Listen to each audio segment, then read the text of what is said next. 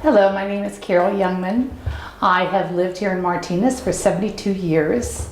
I was born in a house, 235 Howard Street, which is now Marina Vista, and I come from a long line of Shell family. My paternal grandfather was a commercial fisherman, Gaetano Bruno, and when he was not fishing, he was here building Shell Oil Company. Then my maternal grandfather, he worked here in Lube's department for many years, and then my dad came aboard, and my father ended up as supervisor of the octane lab, and he was here for 43 and a half years. Well, when he retired, we had to have a Bruno working here, so I decided it was my turn. So I came to Shell in 1980, and I worked here until 2003. I ended my career as the community volunteer coordinator for Shell Oil, and that was one of my fondest memories. We have many, many memories of that time and that era. But my very first day on the job, I really thought it was a joke. It was 4:45 in the afternoon, and it had been raining all day. And I get a call from then Police Chief David Gataya, and he says, "Carol, we need volunteers to come down and help with the flooding in Martinez." And I said, "You're joking, David. You really are joking, aren't you?" And he goes, "No, I'm not." So I put a note out on our email board here at Shell, and at 5:30 that afternoon, I came down here to the clubhouse and opened it up, and we had over 70 volunteers ready to go. And our health and safety department had all the gear we needed, the safety equipment we needed. The city of Martinez came in, and we worked and coordinated together, and we went downtown and did our thing. We had food here. It was quite an organization, and for my first day on the job, I say, heads up, and we did a great job. But those are some of the wonderful memories, my first day here. Going out with the people from Shell to do volunteer work was something else. It was never did I have to beg a department to participate. They always had something, and in those days we had to have something in our, I'm trying to think of what they called it back then, but our performance review, that we were participating in community affairs. And these guys were great. They painted houses. They went out and did yard work for seniors that couldn't afford it, and their homes were ramshackled and whatnot. And they just did so many things. We rebuilt school playgrounds, and we went out and put gardens in at schools, and just the list went on and on and on. And we just had a wonderful, wonderful time. I recall in my youth, though, coming by Shell one day, and we were taking my dad to work and along Shell Avenue, and it was before EPA and all this, and I said, "Oh, Dad, it stinks around here." And he turned around and reminded me what that stink brought to our life. A new home, clothing, schooling, food, and all these niceties that we just so kind of took for granted, like it just came out of the sky. And when I was in high school, my father anticipated that I would come to Shell after graduation. And Shell paid for my education. I went to IBM school, and it was because computers were coming on the scene quite readily, and they paid for my education there. But it took some years after that. It was about 20 years after that I came to work here, and I've never regretted it. On top of that, when I retired, they worked out about 119 years of service between my grandparents, my grandfathers, and my husband, my father, and I. And my husband was here for 30 years, and he was a machinist here at Shell and mechanical inspector. And so between our family, we do have a lovely history and a proud history with Shell Oil Company. Hi, I'm Bob Jones, and I work for PG&E, and it was a power plant over here on the, northwest corner of property.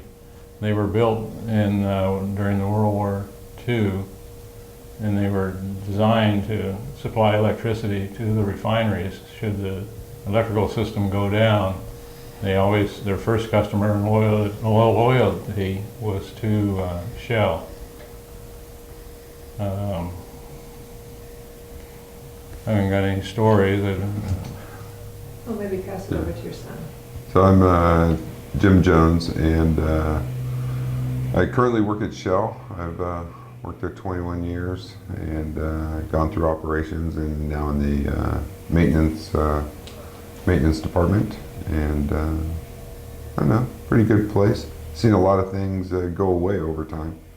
Was here for the building of clean fuels, and remember that, and then now, and the removal of a lot of units, which is kind of interesting. Yeah. Tankers. Yeah, it's been pretty interesting. My grandfather also worked at Shell. Yeah, they call it the bleacher house. Or Yeah, so he worked at the bleacher house, which now is the same as the Ileano plant. They're both pretty much gone. But yeah, I think that's. What are those, for those that might not know? What's the bleacher house? What was that? So I don't know exactly what they did in the bleacher house, but it was one of the early buildings. It might even be from the original buildings, and they. I know it has a shipping dock, and they used to have. My grandfather would tell me they used to have these contests of who could roll the drums the farthest on their edge, and who could stop it. Who could stop it on a dime? So they would set a mark down the loading dock, and they would the guys working would have this contest, and they would roll them. He said it was pretty amazing. They'd just roll straight as an arrow, and then stop at a certain point. You know more than I know. Yeah. Yeah, and he was here for the building of LOP, and I remembered that going up. What is LOP? Light oil processing. That's the units I'm in right now, but for maintenance side. Yeah. So he was building them, and now you're working there. That's cool. Yeah, I don't know if he built them, but he definitely he was here during that time when LOP was built, just like I was here during the time Clean Fuels was built. Yeah. And eventually it was shut down. Yeah, the bleacher house. Yeah. Yeah, bleacher house is gone. Yeah, the bleacher house and the Ileano plant, the heavy, all of our heavy oils are gone here. Lubes plant shut down. Now the only thing we have are the cokers and light oil processing. PG&E plant was shut down also. Yeah. And No when? longer needed. I Yeah, I think don't it's- know. I was here in. Oh, I remember seeing the building. It'd have to be 95-ish, maybe? Yeah, 94, 95. Yeah, probably 94, 95, somewhere in there. I started here, and then it was removed. After that, it's gone. So, and you both still live in Martinez, or no? No, we don't live in Martinez. I live in Pittsburgh. I live in Concord. Yeah. Yeah, I think that's it. Yeah. All right, thank you. Yeah, That's sure. great. I believe I'm ready. I'm Victor Cardenas. Been working at Shell for 40 years. That's a long time, so I didn't see the horse and buggy come through here, but close to that era where they had all pneumatic controls, and that's what I do is instrumentation, work on the control equipment. And then everything changed over to electronics, which is great. And been in the field for a good long time. I started out in the financial group, went to the instrument shop, worked instrumentation, and then analyzers. And it's been good work conditions. One of the nicer things about the later days is a community service and be able to give back to the community. It allows us to stay here and produce product. And it's just a good all around, great place to work, great group of people. And I'd like to continue on longer, but after 40 years, I got to start thinking about retirement and enjoying life in a different way. So you started off in a financial group, as a very young person. Yes, accounting department, and basically I mostly build product going in and out of the complex for trucking. Anything went out by truck. Do you still live in Martinez? Or do you Actually, I never have lived in Martinez, Antioch, and I'm in Brentwood right now. So. Yeah, Shell has done a lot for the community. Yes, yes. Were and you that's- involved in any of those projects? Yes, actually, I helped get Meals on Wheels started in our complex, where we have people rotating each week to deliver food for the elderly, and it's a great. I think we had 3 groups at one time. We have 2 still doing it. So they take their lunchtime a little bit extra to go out and deliver food in this area. At one time, there was a backlog of people where they weren't getting the food out, so we actually were able to get some extra routes started for them. So there wasn't anybody out there. We painted houses and such for folks that need it in the community. Yeah, it's been a good experience with Shell. We sent clothing over to the Philippines with another group. We help support a local, I can't think now, but a local organization that, and we send clothing out to the Philippines. So sometimes we'll collect clothing here, take it to the shop, and package it, ship it out. So, yeah. Okay, So it's been fun. thank you.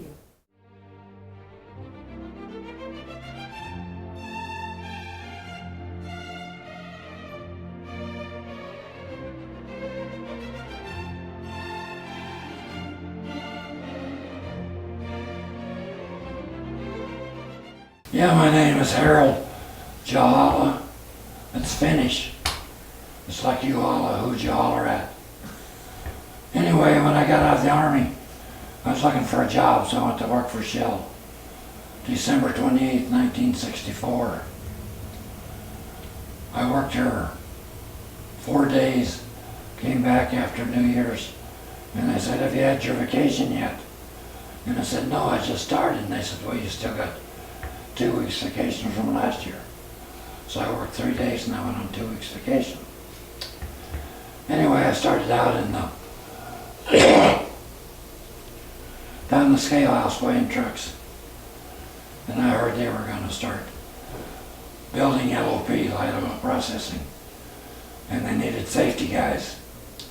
And if I'd go to DVC and take a safety course, they'd take me into the safety department. Joe Dodd was the manager then.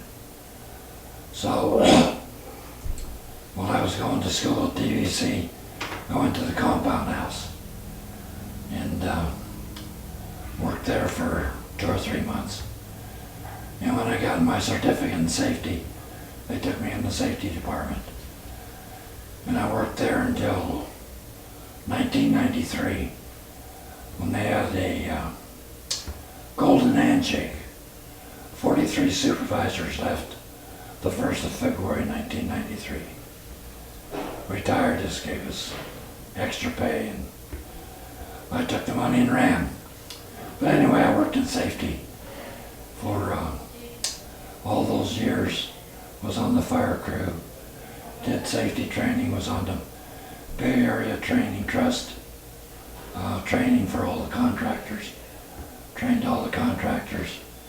I was on the CARE committee, Community Awareness Emergency Response, where we worked with the sheriff, police, fire departments on refinery fires and what to do. Every year we'd have a conference, bring them here to this clubhouse and set up fire trucks. And we'd have monthly fire drills. I remember one time, excuse me, we had a fire drill at Chevron, and they called us to bring the fire truck down, take drawers off the bay because they had a lot of water, simulate a ship on fire. So we took the fire truck down there, took the hard suction hoses off the truck, threw them in the water, and guess what? The hoses was 2 foot too short. It wouldn't reach the water. But that's why we have drills. So we had drills every month at different refineries and also Dow Chemicals. So I was on that committee to work up all those drills. And even out there in the parking lot, we'd simulate a guy covered with chemicals and take a fire hose and wash them off. And we had little kiddie pools to hold the water and the chemicals. So I worked on all that.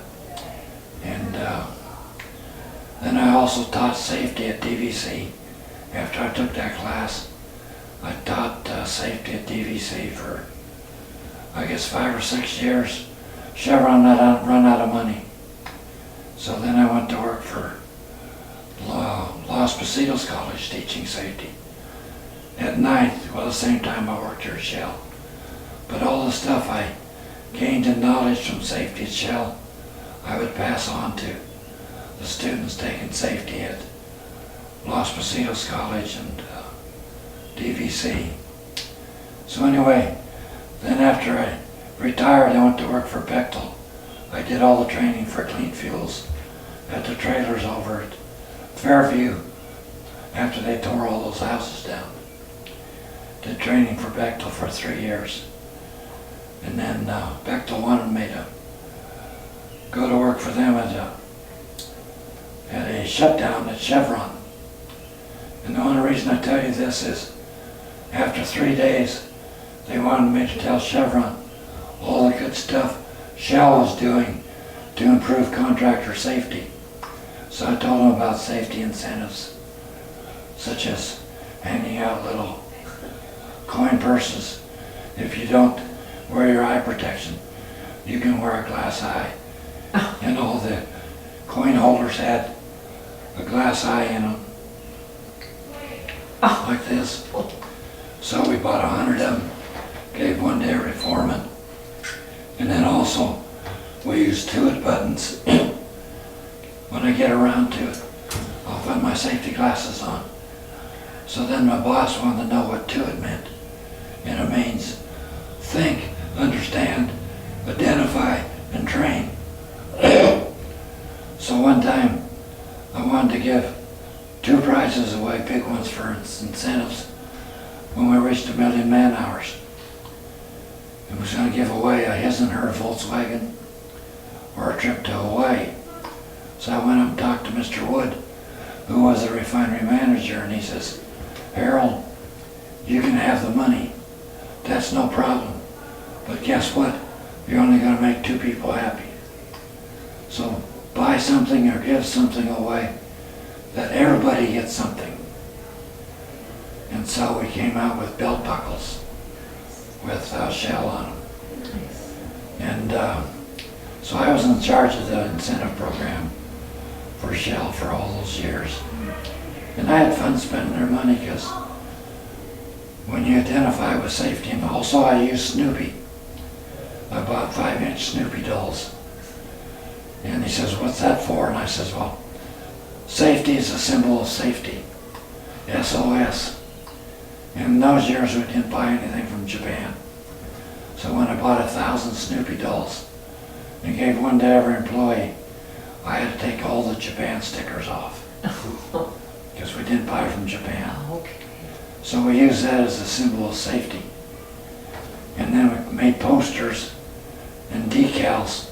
And I had Snoopy with goggles, Snoopy with hard hat, Snoopy with gloves. And it was sort of fun to do that.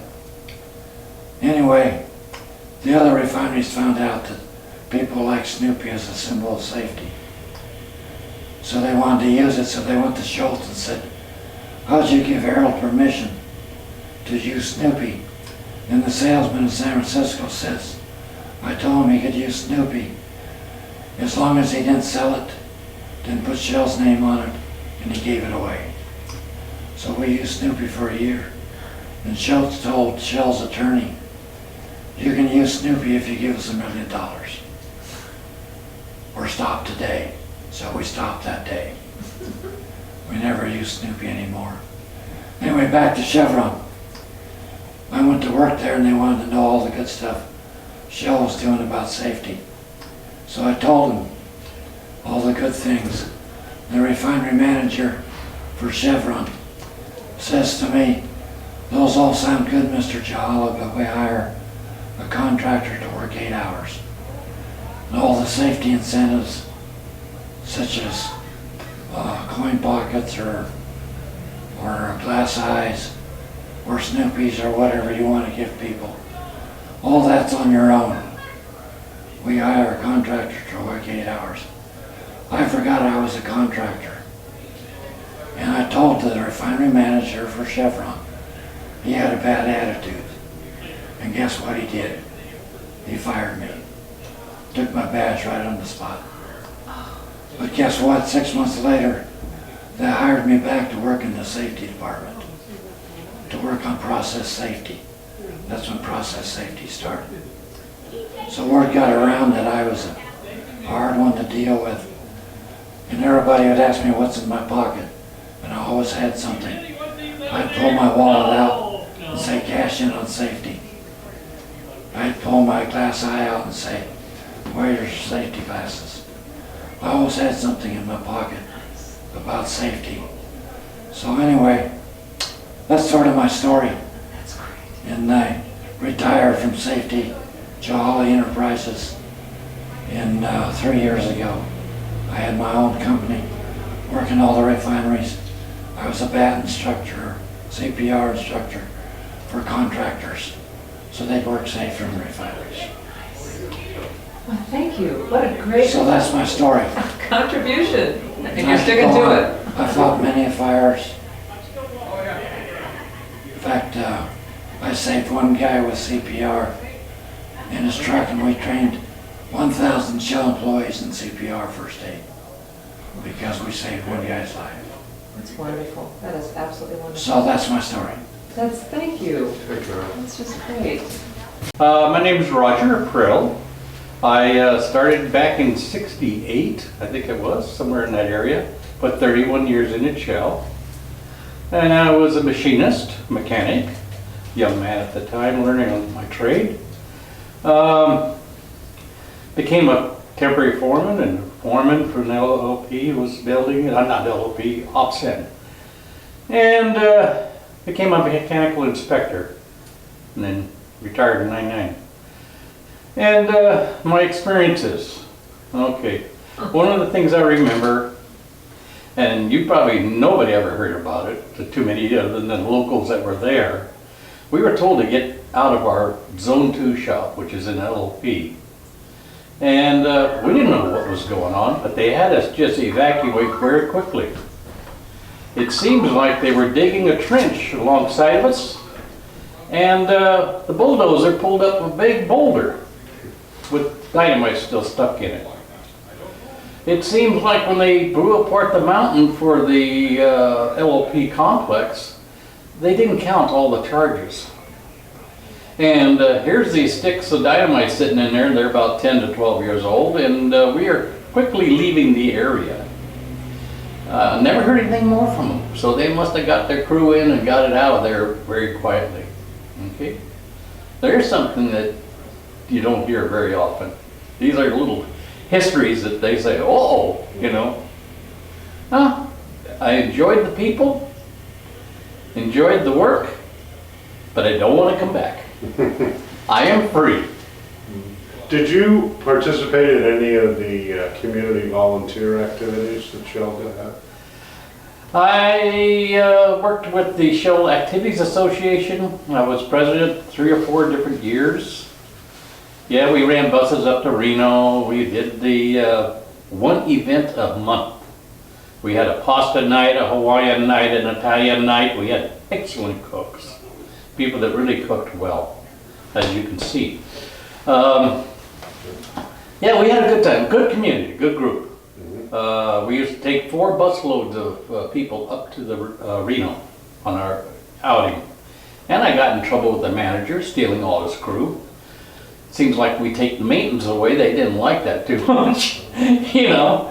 And let's see, just enjoyed the people immensely. Were you here when they had any of the fires? I was a foreman.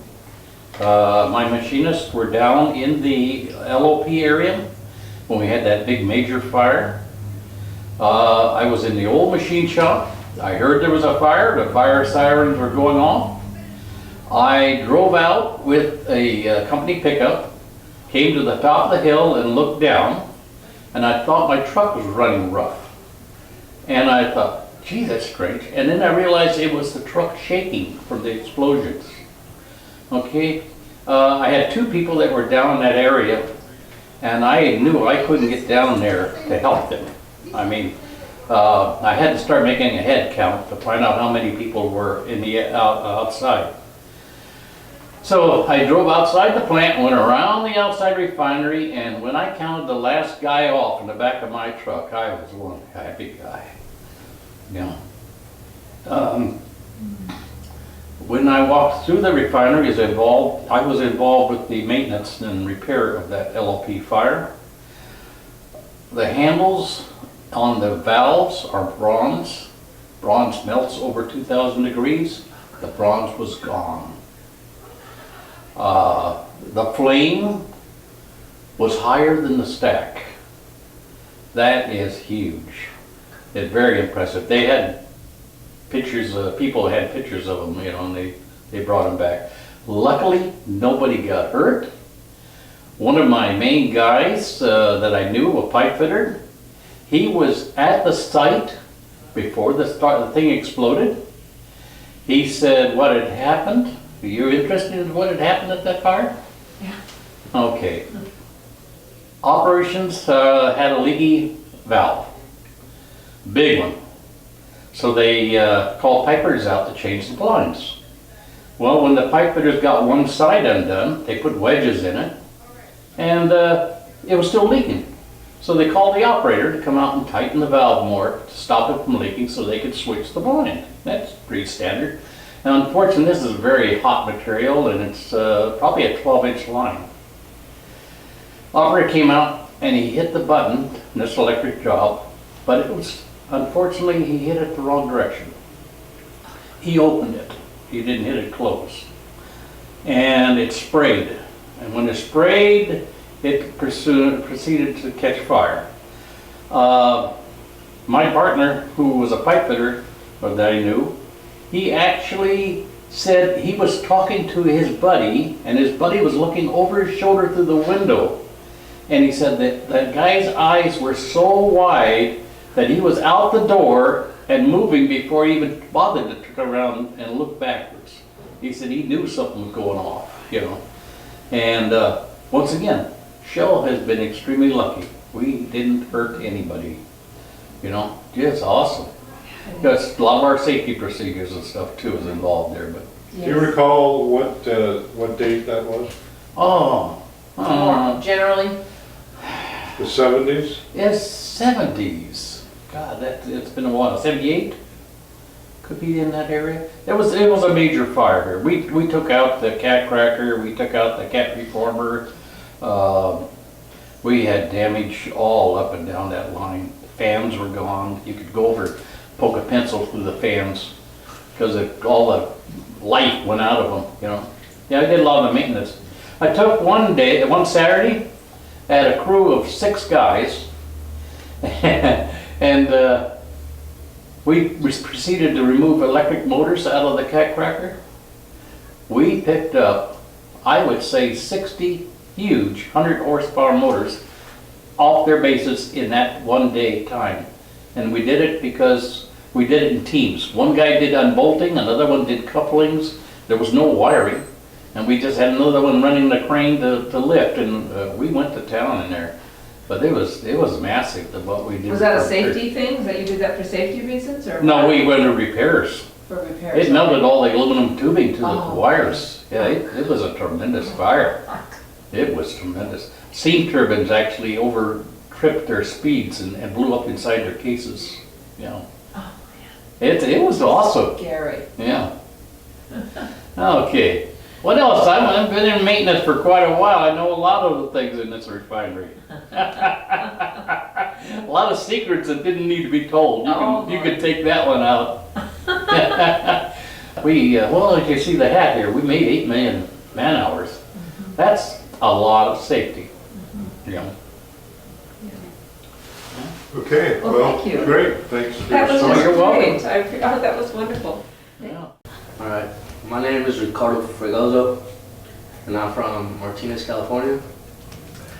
I worked here for like about 6 years with a contractor named Brand Energy Services. I build scaffolding, and yeah, they told me how safety came a long ways. And back in the days that some scaffold builders used to hang off the side of the columns with some ropes, and now they're using yo-yo reclaims. So makes it more safety, body harnesses, so when you fall down, you get caught. That's a hugely important job to build these scaffolds up to the towers or the tanks or what? Yeah, like wherever the scaffold's needed, where they need to do work on the side of a column, side of a tower, we gotta go out there and just build it. What got you interested in going to Shell as opposed to anywhere else? My brother, he worked here too. He works for the same company. So yeah, he told me about it. He told me it wasn't that bad. That it was gonna be scary in the beginning, but I'll get used to it. What was sort of scary for you? Were you obviously don't have a fear of heights? Yeah, the heights. Really? It's still kind of scary when you're up there, hoping you don't drop nothing, or you never know when something bad could happen. So try to work as slow as you can, as safe as you can. Have a good plan when you're working. That's what they teach us. Nice. So your brother works here as well? Yeah. Did you ever see him in the course because he did scaffolds too? Yeah, sometimes I see him around, but we both got like different projects going on. So it's pretty fun sometimes. Everybody's starting to collaborate with each other and starting making work more fun. Other than just coming here and just go home. Oh. Yeah. So you're up there with a bunch of guys, or like just you? No, it's like depends how many guys are needed. Yeah, but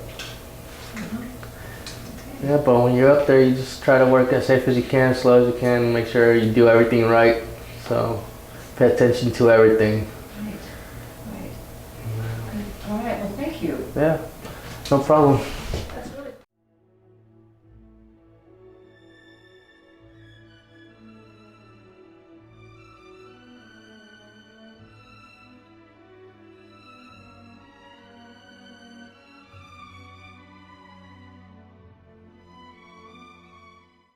My name is Richard Youngman. I worked for Shell for about 30 years. Most of that time was as a machinist. I started in about 1973 as laborer for a few weeks, and then I went to work for the bleacher house, and then to the Edliano plant, took a test and got into the machine shop, and I was a machinist before I ever got here. However, what's really neat, really nice, is that I was looking for a job at refineries, and I almost landed a job at the refinery that I won't mention across the river. And I was waiting for an interview. When I got an interview first time, I came over here at Shell, and they encouraged me. Just a beautiful memory of the lady that, Kathy Adams, I think was her name. She encouraged me and just really made me feel good about coming to work for Shell Oil. And she said, come on back and we'll be at an interview and just within a week. And so 30 years later, and then now close to 15 years I've been retired. I had my mother back in 1941 or 42, 43. She worked for Shell Oil. I was watching that film in there in the hall, and I could swear that was her, but at 2 and 3 years old, 3 or 4, you wouldn't remember how she may have looked, and I have very few pictures of her, so I'm looking forward to getting a picture from her, or getting a picture of that part of that film. What did she do? I was a machinist. What did she do? Oh, what did she do? I don't know what she did. I do, however, think that there was some report that she worked in the compound house, so on a grease rack or something like that. It's been a long time. In fact, my biological father also worked for Shell for a very short time before he enlisted into the military. So I have a lot to be thankful for with Shell's hiring, and things have kind of been bumpy at times. You know how change is. It's a little bumpier for some people than it is others, but we managed. And I have some good memories. Others have memories too that may not be so good. I was kind of a hard guy to work with, and I'm still hard to work with. All you have to do is talk to my wife. But we met, my wife and I, some 30 years ago. We've been married close to 29 and a half years now. We met on Turtle Rock, or at Turtle Rock on Mount Diablo. I had seen her, and she was impressive when I seen her walk through the shop one day. And sometime later we met up there, and we started dating, and it's been a beautiful experience ever since. Nice. Hopefully it'll be another 20 some odd years. It's been good, been real good. She's roped me into a few volunteer jobs, the waterfront cleanup for one, a couple of schools. I think they had projects where we built playground equipment, and like that was really nice. Over at the continuation school? I think it was, the continuation Alhambra. school in Alhambra, yeah. Uh-huh. Down near Alhambra High School, yeah. So I can remember the rover program that we had, and for a short time they threw a bone to me and gave me an inspector job for something like 2 years. I was probably the least of their inspectors, but it was a good stint that I pulled in there for Shell. What was the rover program? Well, the rover program was kind of like a mini inspector job. It was ranks. It was the blue collar hourly worker, training operators in becoming a little bit more aware, giving them a greater understanding of the equipment's workings, how they work, what to look for, and how to it's mostly under the preventative maintenance program that the rover program was started, making everybody aware of everything besides just a button, and a gauge on it. So it was a good program, and I think they still have that program here, as far as I know. And I worked under Pat Palco. Pat Palco was probably their chief mechanical inspector, and well liked, and he was a very bright, smart man, and a great asset to Shell Oil. They'd probably like to have him back. It's been a long while since I've seen Pat Palco, but I learned a lot from him. It was a good tour. Good. All right. That's it. Thank you. Thank you. Hi, I'm Alan LaPointe, and my connection with Shell is through my grandfather, John B. LaPointe, who was hired by Shell, as the best we can tell, in 1915 to do some of the original piping. I don't know how long he worked here. It was, the best guesstimate is about a year or two before he went to San Francisco and became a steam fitting contractor. Prior to that, he had just gotten married. My grandmother was living, Frances LaPointe, maiden name Urbic, was living in San Francisco, but she was born in Slovenia and came out with her mom as an infant from Slovenia in 1892. And in 1895, her father, Martin Urbic, my great-granddad, had a fruit and vegetable store on 4th Street in San Francisco. And in 1895, Grandma got blamed for playing with matches and burning the place down. Very bad time because there was an economic bank, whatever, and it was very difficult to get jobs during that year, in that period. So he was looking for work, and it was told that he was able to possibly get a job out when the flour, the flour plant out in Crockett was converting to sugar, CNH.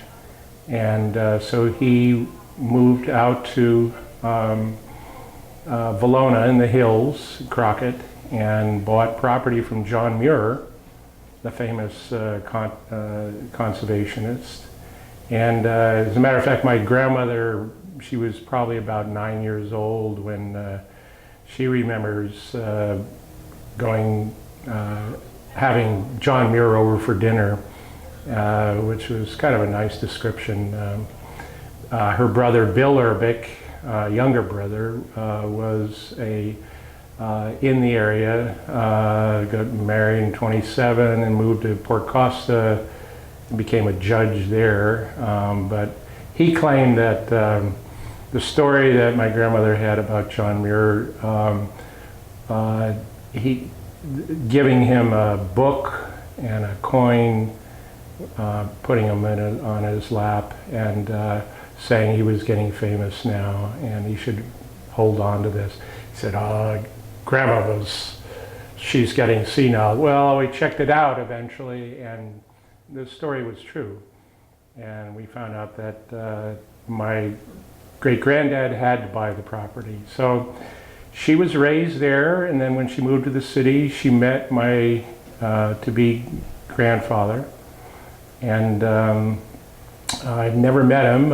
He was born the spring of 43, and I was born, he died the spring of 43, and I was born in October of 43. So I never met him, but have a lot of photographs, of which I have some materials I can leave with you, a little of his background.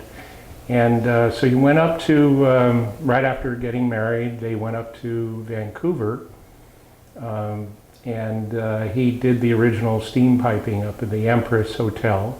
And when that was completed, came down here. They temporarily lived in Martinez until,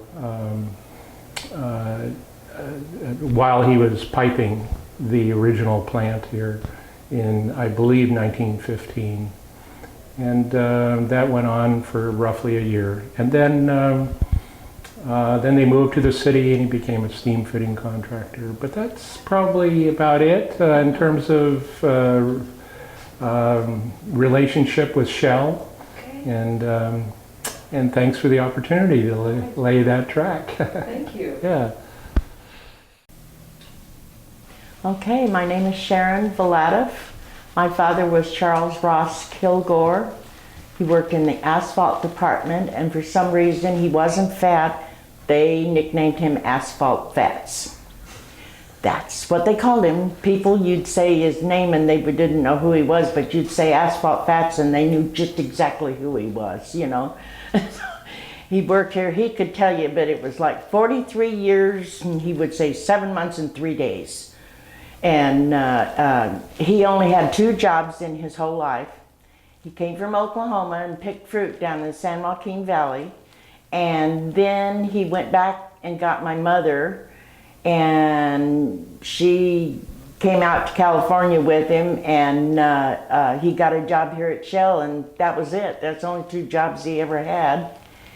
And he worked his way up. The first job that he did, he crawled inside the tank trucks to clean them.